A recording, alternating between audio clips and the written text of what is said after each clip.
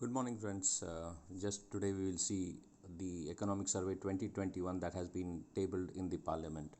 The first point to understand is that the Economic Survey of India is a detailed report on the performance of a state of the economy during the previous year or the future challenges and the way forward. It is typically presented a day before the union budget, and the flagship report is prepared by the Economic Division of the Department of Economic Affairs (DEA) under the guidance of the Chief Economic Advisor (CEA). Krishnamurthy Subramaniam, who was appointed as a Chief CEA in December 2018, will present the survey this year. Generally, the budget and economic survey are usually tabled a day apart, and let's see what is there on because Monday being first, and it's totally different this time. This document details the country's performance in last 1 year. It also relays key challenges that lie ahead along with the measures to deal with them. It essentially lays the groundwork for the presentation of the budget. The survey puts out an economic growth forecast, giving out detailed reasons why it believes the economy will expand faster or it will be slow. So, economic survey is a long-standing tradition that was first presented in about 1950 to 51, and has been going on since. And what is the significance of the economic survey? Basically, it is the flagship document. Not only puts in perspective the country's economic condition, but also analyzes the trends in money supply or the agriculture, the industrial production, maybe the infrastructure, prices, employment, exports, for foreign imports, foreign exchange reserves as well. So you name a thing and it is there. So the economic survey of 2021 will be of particular significance as the country comes out from the pandemic hit year. So let's quickly see what are the key highlights of the economic survey which has been tabled in the Parliament. First is the growth projections. The economic survey projects that India's real GDP to record about 11% growth in 2021-22, and the nominal GDP to grow by 15.4%. This will be the highest growth projection since independence. While there has been a 23.9% contraction in GDP in the first quarter, the recovery has been absolutely a V-shaped one, wherein we can see 23.9 it came down to 7.5 decline in quarter 2, and the recovery is likely to be a V-shaped.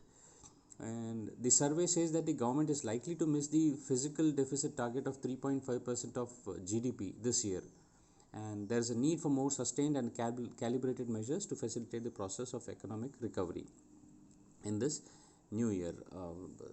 This year's economic survey has been dedicated to the COVID warriors, and as per KV Subramaniam, and he says that it is because of them that we are in this stage.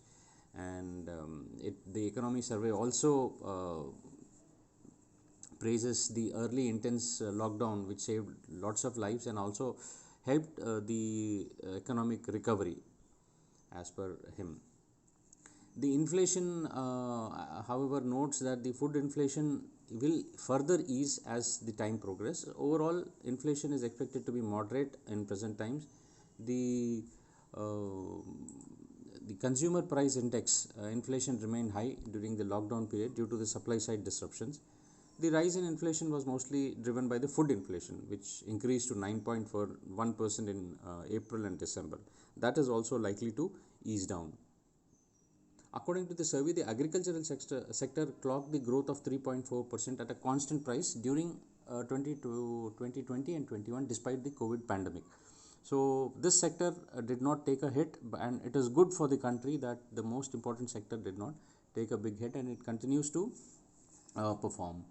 However, survey has slammed the credit rating agency. This is an agency which overall talks about the country. It says that India in never in its history has, despite being the fifth largest economy, has been rated in the lowest rung of the investment grade, that is triple B. It goes to triple A rating and ahead, but India was placed in triple B rating during this pandemic, and that is this BBB stroke hyphen BAA3. This is exactly what it is, and just remember this rating.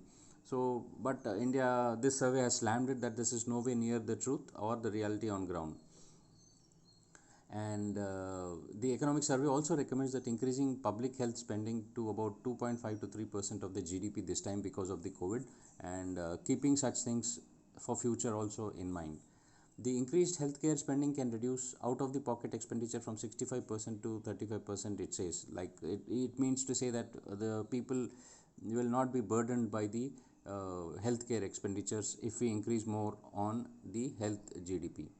And finally, it says that according to the survey, there has been a pan-India improvement in access to bare necessities based on the data on 26 bare necessities for both rural and urban India in as compared to the situation in 2012.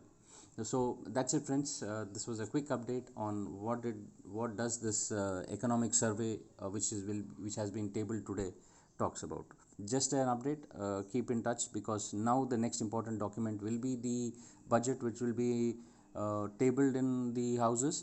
And this time, as said that it is said that the budget will be something different, which we have not seen earlier. Let's hope and see what the budget also has for us. Have a great day. Thank you.